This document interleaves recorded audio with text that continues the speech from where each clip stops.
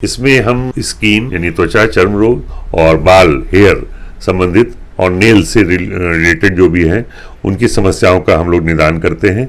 इसके अलावा venereal disease यानी सेक्सुअली ट्रांसमिटेड डिजीज भी हम ही लोग इसको डील करते हैं।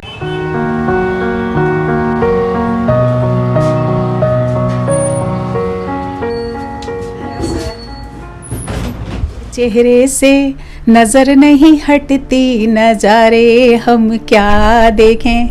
हेलो दोस्तों, मैं मृदुला जनमत लाइव से एक बार फिर आपके सामने हाजिर हूँ। जी हाँ, आपको समझ में तो थोड़ा थोड़ा आ ही गया होगा कि आज किस मुद्दे पे आज बात करनी है। क्या है दोस्तों कि भाग दौड़ की जिंदगी है। हम मशीन की तरह सुबह उठते हैं, जो स्वचालित यंत्र होता है। उठे, फ्रेश हुए, नाश्ता किया, ऑफिस गए, हमें वक्त ही नहीं मिलता कि हम अपने बारे में सोचें, अपना केयर करें। तो इतने भाग दौड़ की जिंदगी में अगर थोड़ी मोड़ी कुछ परेशानी होती है तो हमें लगता है ऐसे ही होगा, अवॉइड करो। और इस अवॉइड के चक्कर में वो बीमारी कब बड़ी हो जाती है हमें पता ही नहीं चलता। तो इन्हीं सब मुद्दों पे आज हम बात करेंगे। तो किस मुद्दे पे बात करेंगे, इन्हीं सब मुद्दों में आपको बता दें, हम आज बात करेंगे अपने त्वचा यानी स्किन के बारे में।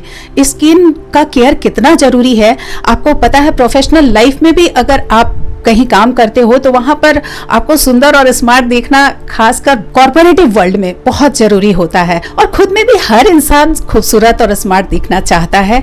अगर त्वचा में थोड़ी खुजली हो या कुछ दाग धब्बे आए तो हमें लगता है यूं ही है, डस्ट से है।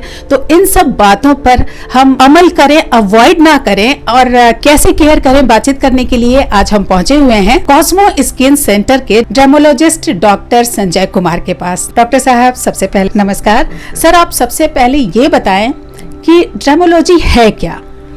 जिसे डर्मेटोलॉजी में त्वचा विज्ञान कहते हैं और इसमें हम स्किन यानी त्वचा, चर्म रोग और बाल, हेयर संबंधित और नेल से रिलेटेड जो भी हैं उनकी समस्याओं का हम लोग निदान करते हैं। इसके अलावा वेनरल डिजीज यानी सेक्सुअली ट्रांसमिटेड डिजीज भी हम ही लोग इसको डील करते हैं। मतलब जो भी डर्मेटोलॉजिस्ट हैं वो सभी इसमें हम लोग चेक करते हैं। मैं हो या और भी कोई भी डर्मेटोलॉजिस्ट हो, तो इसमें जितने भी इन सब समस्याओं से जुड़ी हुई जो भी हैं वो पेशेंट का ट्रीटमेंट हम लोग करते हैं।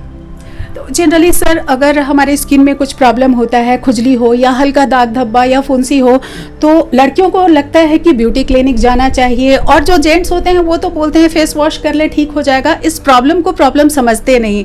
तो क्या आपको क्या लगता है कि ऐसे पेशेंट किस तरह से इनको समझाया जाए इस बात को?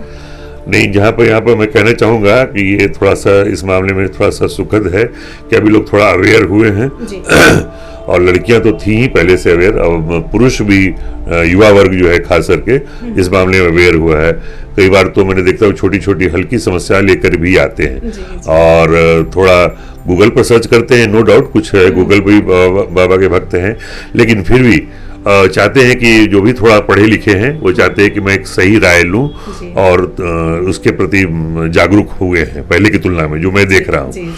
तो इसमें बाल से संबंधित हो, जैसे असमय बालों का पकना या बालों का झड़ना या त्वचा पर कोई भी तरह की फुंसी हो, जैसे पिंपल्स सबसे कॉमन बीमारी है एक्ने, जो टीन एज में होती है लड़कियों को, लड़कों को, तो वो दिखाने के लिए आते हैं और उनको मैं काउंसलिंग भी करता हूँ। कुछ लोग पूछते भी हैं कि सर ये ठीक हो जाता है, मैंने दिखाया था फिर हो जाता है, तो कैसे उसके लिए बचाव करें। तो वो मैं बताता हूँ, ट्रीटमेंट तो करता हूँ और या तो उनको काउंसलिंग भी करता हूँ ताकि वो कहीं अन्य स्रोतों से गलत जानकारी न लें। जी जी। तो किस तरह के प्रॉब्लम्स लेके ज्यादातर आपके पास आते हैं पेशेंट और किस तरह का ट्रीटमेंट आप उनको देते हैं? जैसे देखिए, युवा वर्गों में ज्यादा सौंदर्य समस्या के प्रति, जैसा मैंने पहले ही कहा कि थोड़ी जागरूकता बढ़ी है। तो युवा वर्ग खास करके सौंदर्य समस्या लेकर, जैसे त्वचा पर अगर कोई ब्लेमिसेज हैं, छाइयाँ जिनको बोलते हैं, हम लोग मेडिकल टर्म में मिलाजमा बोलते हैं, उसके लिए आते हैं। एक्ने मतलब पिंपल्स तो आते ही हैं, उसके ज़्यादा लड़कियां खास करके बड़ी होती हैं कि वो सर एक्ने तो ठीक हो जाएगा, छोड़िए ये स्कार जो है, दाग जो छूट गया है उसको कैसे जल्दी ठीक करें। तो वहाँ पर भी हमें समझाना पड़ता है कि दोनों का ट्रीटमेंट होगा, लेकिन पहले एक्ने को ठीक कर ले। तो ये देखते हैं कि ये इसके प्रति थोड़ी जागरूक मतलब थोड़ी से हुए हैं लोग कि मतलब डॉक्टर्स के पास आते हैं। अदरवाइज पहले क्या घरेलू इलाज कर लिया या डॉक्टर किसी केमिस्ट से पूछ लिया, कोई मेडिसिन लगा ली, तो ये थोड़ा सा सुधार हुआ है। तो ये मैं देखा हूँ कि अभी और जनरल जो क्रॉनिक डिजीजें हैं जैसे एक्जिमा है, फंगल इन्फेक्शन है, सोरियासिस है, उसके लिए तो आना ही है क्योंकि वो बहुत कष्टदायक होता है, खुजली होती है, परेशानी होती है, तो उनका तो आना स्वाभाविक है। लेकिन ये भी अब सौंदर्य समस्या के प्रति भी लोग जागरूक हुए हैं और अब उनका फुटफॉल बढ़ा है क्लिनिक्स में। सर, ये लेजर ट्रीटमेंट के बारे में सुना है हमने, तो वो लेजर ट्रीटमेंट क्या होता है ये बताएं हमारे दर्शकों को। जैसा कि अभी देखें, आधुनिक समय में लोग तुरंत चाहते हैं कि इसका रिजल्ट हमें मिले, तो ऐसी स्थिति में जो ऐसे पेशेंट हैं, खास करके मान लीजिए लड़की है, यंग है, उसकी शादी करनी है, उसको दाग हो गए, सफेद दाग जिसको विटिलिगो या ल्यूकोडर्मा कहते हैं, या किसी आग से जल गया हो उसके कारण दाग हो गया हो, या काला दाग हो गया हो, कोई घाव हुआ हो, स्कार हो, स्टिच मार्क हो, तो वो चाहते हैं जल्द से जल्द इसको ठीक हो जाए। तो जहां पर जल्दबाजी है, तुरंत चाहते हैं कि ठीक हो जाए, तो एक लिमिटेशन है मेडिसिन की, लगाने वाली क्रीम हो या खाने वाली दवाएं हो, तो एक टाइम टेकिंग है, तो इसमें इंस्टेंट तुरंत के लिए लेजर चिकित्सा में ही जाना पड़ता है।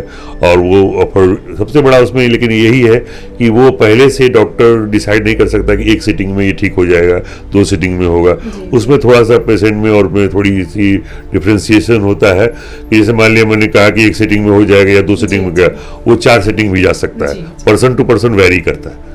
तो इसके लिए मैं बहुत ज़्यादा इस पर फोकस नहीं करना चाहता, और मैं ये नहीं कहता कि बाकी जो कर रहे हैं वो नहीं करना चाहिए। जहाँ जो इंस्टेंट जिनको है उनको तो उसी के पास जाना होगा, तो मैं भी उस पर ज़्यादा फोकस नहीं हूँ। मैं क्लिनिकल प्रैक्टिस ही करता हूँ ज़्यादातर, और हाँ, पीलिंग जो है वो अपने यहाँ होती है, केमिकल पीलिंग है।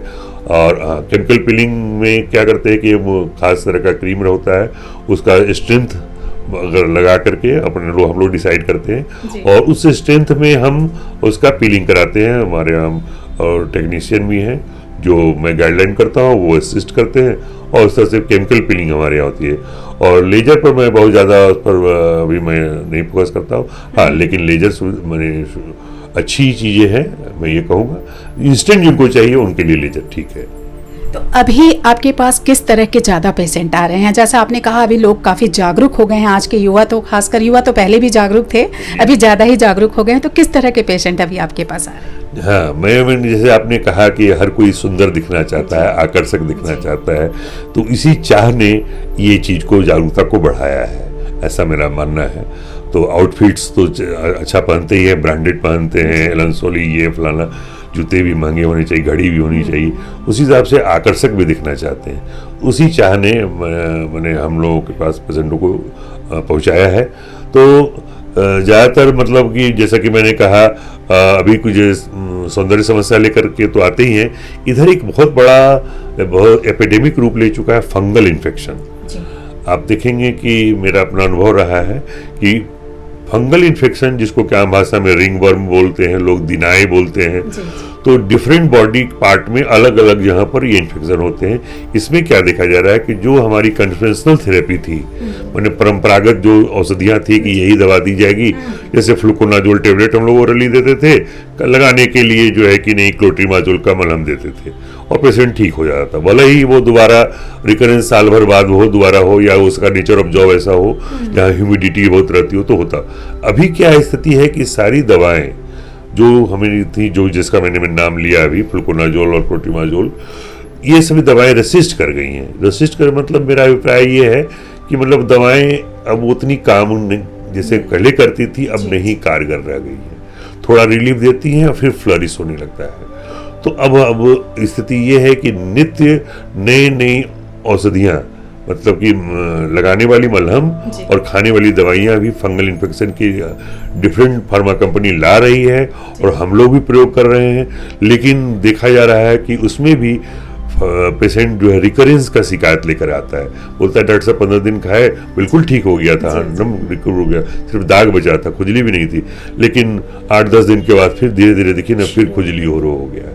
तो उसमें हम लोगों को बड़ा अभी जो है कि नहीं जद्दोजहद है कि स्थिति चल रही है हम लोग, मतलब डर्मेटोलॉजी फर्टिनिटी में, कि कैसे रोका जाए, रिकरेंस को कैसे रोका जाए।